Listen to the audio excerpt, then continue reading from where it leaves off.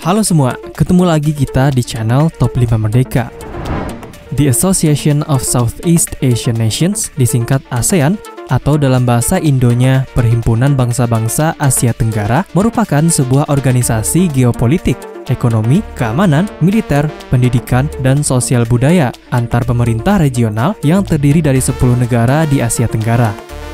Sejak dibentuk pada tanggal 8 Agustus tahun 1967 oleh 5 negara pendiri yakni Indonesia, Malaysia, Filipina, Singapura, dan Thailand, keanggotaan organisasi ASEAN telah berkembang, sehingga sekarang juga mencakup negara Brunei, Kamboja, Laos, Myanmar, dan Vietnam.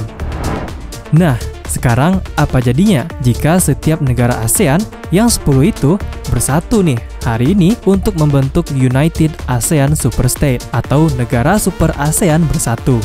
Aneh sih memang, namun walaupun terdengar mustahil, tentunya hal ini masih menarik untuk dieksplor untuk menjelaskan skala sebenarnya dari kekuatan dan pengaruh ekonomi ASEAN di panggung dunia. So, hari ini kita akan membahas hal-hal yang akan terjadi kepada ASEAN jika benar-benar menjadi satu negara. Langsung saja, inilah 5 hal yang akan terjadi kepada ASEAN jika menjadi satu negara.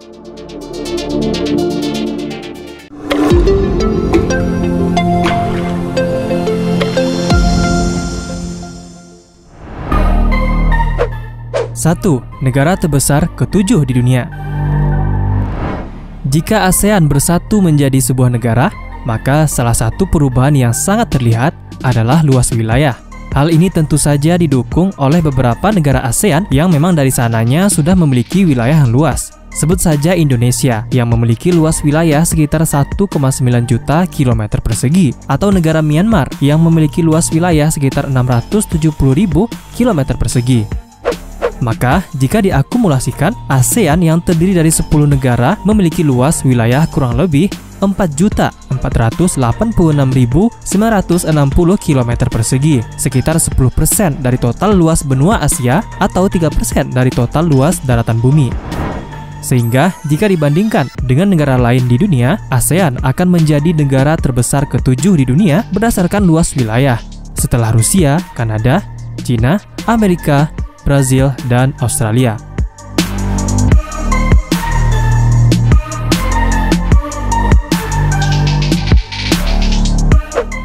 Dua, negara dengan populasi terbanyak ketiga di dunia. Selain luas wilayah, jumlah populasi tentunya juga akan ikut meningkat. Lagi-lagi negara Indonesia menjadi penyumbang terbanyak untuk faktor ini. Berdasarkan sensus pada tahun 2020, negara Indonesia memiliki total jumlah populasi 271.350.000 jiwa, nomor 4 terbanyak di dunia. Itu baru Indonesia saja loh. Belum lagi ditambah dengan jumlah populasi negara ASEAN yang lain, seperti Vietnam dan Filipina misalnya, yang juga memiliki jumlah populasi yang cukup tinggi, yaitu 97.580.000 dan 111 juta jiwa.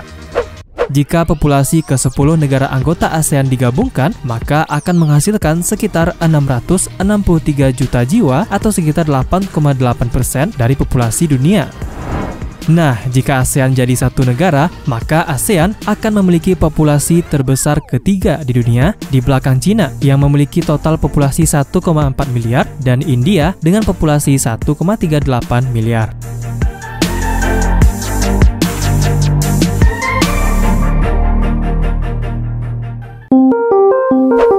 3. Susunan ras dan agama yang sangat beragam. Kebayang nggak sih jika ASEAN bersatu menjadi satu negara, beragamnya bakalan kayak gimana? Tidak ada satupun agama atau ras yang akan menjadi mayoritas penduduk. Dari sisi agama, memang Islam Sunni akan menjadi agama terbesar di ASEAN dengan sekitar 240 juta penganut atau sekitar 42% dari total populasi ASEAN. Hal ini tentu saja didukung oleh beberapa negara mayoritas Muslim di ASEAN seperti Indonesia, Malaysia, dan Brunei Darussalam. Namun itu tidak mayoritas. Sedangkan untuk agama lain seperti agama Buddha, dengan bergabungnya negara mayoritas Buddha seperti Kamboja, Laos, Myanmar, dan Thailand, maka agama Buddha akan memiliki penganut yang tidak sedikit, yaitu sekitar 18% dari populasi ASEAN. Begitu pula dengan agama Kristen, sekitar 17%, sementara sisanya yang 23% merupakan campuran beragam penganut agama rakyat, Konghucu, Hindu, agnostik, bahkan ateis. Jadi, sebagai satu kesatuan, ASEAN akan menjadi negara Muslim terbesar di dunia, negara Buddhis terbesar kedua, dan negara Kristen terbesar keempat berdasarkan populasi. Sementara itu, dari sisi suku dan ras, ASEAN bahkan lebih beragam lagi.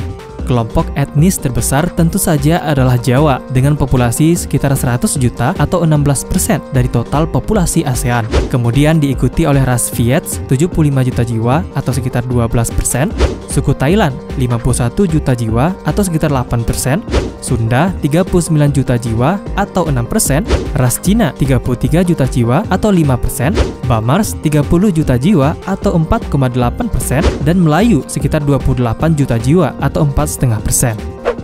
Nah, dengan keberagaman ini, tentu saja tantangan yang akan dihadapi pemerintah ASEAN jika menjadi satu negara cukup berat, yaitu bagaimana menyatukan ratusan kelompok etnis yang masing-masing memiliki budaya dan bahasanya sendiri.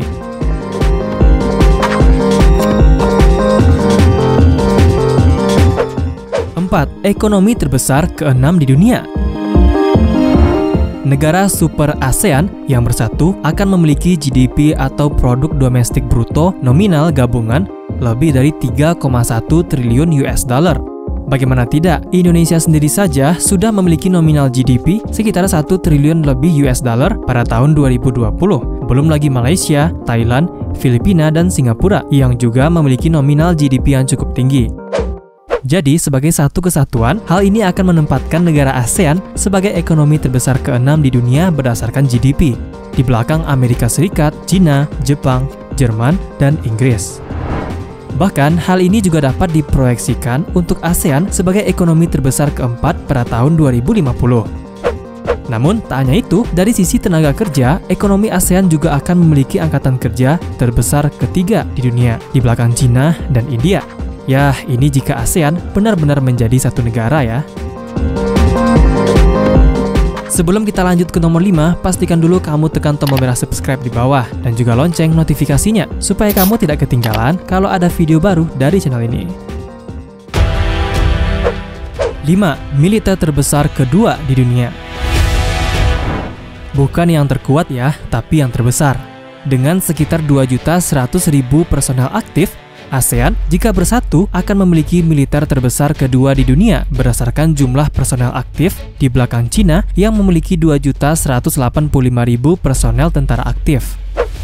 Dalam hal ini, negara ASEAN bahkan mampu mengalahkan Amerika dan Rusia yang masing-masing memiliki personel aktif 1.300.000 dan 1.014.000.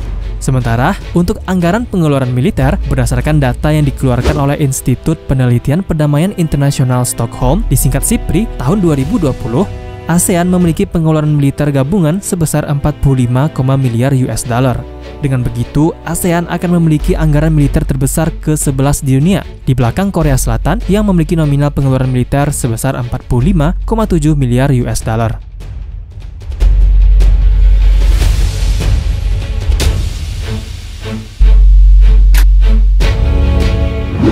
Jadi, itulah dia 5 hal yang akan terjadi kepada ASEAN jika ASEAN adalah satu negara. Nah, gimana nih menurut kamu? Kamu lebih setuju mana? ASEAN bersatu jadi satu negara atau tetap menjadi sebuah organisasi yang menaungi negara-negara di Asia Tenggara seperti saat ini saja? Coba tulis deh pendapat kamu di kolom komentar. Karena jika dilakukan dengan benar dan sukses, negara ASEAN bukan tidak mungkin, bahkan bisa menjadi negara adidaya global berikutnya bersama dengan India dan Cina. Jangan lupa kasih like, share seperti biasa. Terima kasih banyak karena telah menonton dan nonton juga video-video menarik lainnya dari channel ini.